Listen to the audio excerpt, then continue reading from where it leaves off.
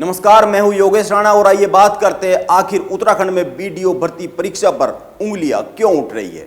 उत्तराखंड के कोने कोने में बेरोजगार युवा इस परीक्षा को लेकर गंभीर आरोप लगा रहे हैं। प्रदेश के कई जिलों में बेरोजगार युवा आंदोलन कर रहे हैं। इसको लेकर एक बड़ा आंदोलन देहरादून में भी किया गया है। इसके बाद भी क्यों इस भर्ती परीक्षा की जांच नहीं कराई जा रही है, यह कई सारे सवाल हैं जिन पर बात की जानी चाहिए। और बात इसलिए भी की जानी चाहिए क्योंकि बात नहीं करेंगे तो सच क्या है वो सामने कैसे आएगा। इसीलिए सच को सामने लाने के लिए बात करनी जरूरी है और बार बार बात करनी जरूरी है। इसीलिए आइए बात करते हैं। और बात तो यह भी करते हैं कि उत्तराखंड में क्यों भर्ती परीक्षाओं में या तो गड़बड़ी पकड़ी जा रही है या फिर धांधली के गंभीर आरोप लग रहे हैं। यह प्रदेश में बेरोजगारों के साथ एक गंभीर खिलवाड़ है। और बात यह भी करेंगे कि उत्तराखंड बेरोजगार संघ के अध्यक्ष बॉबी पंवार उत्तराखंड अधीनस्थ सेवा चयन आयोग के किन अफसरों पर क्यों गंभीर आरोप लगा रहे हैं। आइए बात को देहरादून के बेरोजगार युवाओं के प्रदर्शन से ही आगे बढ़ाते हैं। शनिवार को देहरादून में उत्तराखंड बेरोजगार संघ और देवभूमि बेरोजगार संघ ने बड़ी संख्या में बेरोजगार युवाओं के साथ एक बड़ा प्रदर्शन किया। बड़ी संख्या में बेरोजगार युवा मुख्यमंत्री आवास की ओर गए, लेकिन उनको रास्ते में ही रोक लिया गया। बेरोजगार युवाओं की मांग थी कि मुख्यमंत्री उनसे आकर मिले और इस भर्ती परीक्षा में धांधली की जांच का आश्वासन दे, लेकिन ऐसा हो नहीं सका। और अपर नगर मजिस्ट्रेट माया दत्त जोशी ने आकर बेरोजगार युवाओं से मांग पत्र ले लिया, लेकिन उन्होंने आश्वासन दिया कि सोमवार को बेरोजगार युवाओं की मुलाकात मुख्यमंत्री से कराई जाएगी। यहां पर बेरोजगार युवाओं और बेरोजगार संघ के पदाधिकारियों ने इस भर्ती परीक्षा को लेकर कई गंभीर आरोप लगाए हैं। इन गंभीर आरोपों पर बात की जानी जरूरी है क्योंकि ये गंभीर सवाल है और इन सवालों पर जैसा कि मैंने कहा बात नहीं करेंगे तो बात आगे कैसे बढ़ेगी। पहली बात, बेरोजगार युवाओं का कहना है कि 3 पाली में हुई इस परीक्षा में कई प्रश्नों को डिलीट कर दिया गया है और कई गलत सवालों को सही मान लिया गया है। दूसरी बात, परीक्षा 3 पाली में क्यों कराई गई है, इस पर भी बेरोजगार युवाओं ने सवाल उठाए हैं। उनका कहना है कि जब यूकेपीएससी करीब 2.5 लाख आवेदन वाली परीक्षा को एक ही पाली में करा सकता है तो फिर अधीनस्थ सेवा चयन आयोग करीब करीब इतने ही आवेदन वाली इस परीक्षा को एक पाली में क्यों नहीं करा सकता था।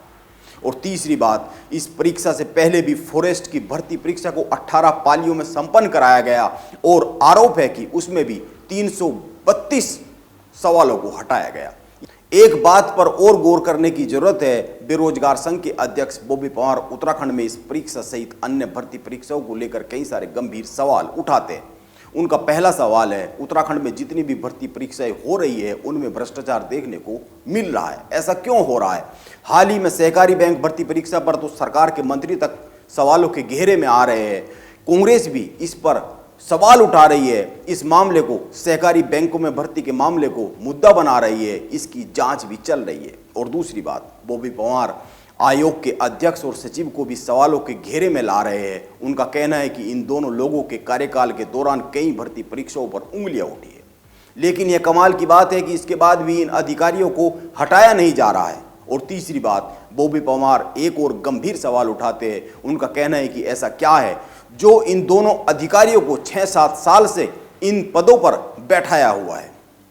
और चौथी बात, बॉबी पंवार का एक और गंभीर सवाल है, इस पर भी बात होनी चाहिए। यहां पर इस भर्ती प्रक्रिया में कुछ लोअर पीसीएस की पोस्ट, सहायक समाज कल्याण अधिकारी की पोस्ट, सहायक समीक्षा अधिकारी की पोस्ट, उद्योग प्रबंधक अधिकारी की पोस्ट शामिल की गई है। ऐसा क्यों किया गया है, इसका जवाब तो मिलना ही चाहिए। और पांचवी बात, जिन पोस्ट को यहां पर शामिल कर देने की बात की जा रही है, इन सभी पोस्ट पर लोक सेवा आयोग के जरिए भर्ती होती थी, लेकिन इन पोस्ट को यहां पर क्यों रखा गया है, इसका जवाब आना जरूरी है क्योंकि यह सीधे सीधे संदेह को जगाने वाला मामला बन रहा है। और छठी बात, एनसीईआरटी के उत्तरों को क्यों नकारा जा रहा है। ये सारे सवाल गंभीर है और इन गंभीर सवालों के जवाब जरूरी है क्योंकि यह बेरोजगार युवाओं से जुड़ा हुआ मामला है। आज प्रदेश में बेरोजगारी चरम पर है। युवाओं को अपना घर छोड़कर उत्तराखंड से पलायन को मजबूर होना पड़ रहा है। इसके बाद भी इतने गंभीर हालातों में भी बेरोजगार युवाओं की बात को नजरअंदाज क्यों किया जा रहा है। ये कुछ बेहद ही गंभीर सवाल है जो बेरोजगार उठा रहे हैं, पूरे प्रदेश के कोने कोने में उठा रहे हैं। ये सारे गंभीर सवाल इसलिए भी और ज्यादा गंभीर हो जाते हैं क्योंकि बेरोजगार युवा केवल देहरादून में ही इन सवालों को नहीं उठा रहे। मैं यहाँ पर मीडिया की कुछ कवरेज पेश कर रहा हूँ। पिथौरागढ़ से लेकर हरिद्वार तक बेरोजगार युवा आंदोलन कर रहे हैं और अब तो यह मामला मुख्यमंत्री आवास तक पहुँच गया है, क्योंकि वहाँ पर बेरोजगार युवा ने प्रदर्शन किया है और मुख्यमंत्री से मिलने की मांग की है।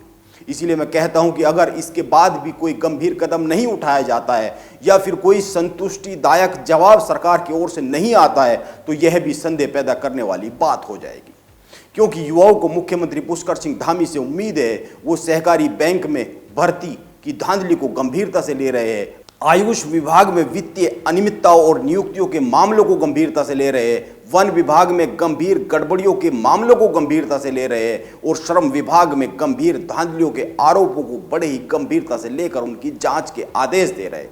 इसीलिए उनको इन मामलों को भी बेहद गंभीरता से लेना चाहिए, क्योंकि उनसे उम्मीद है।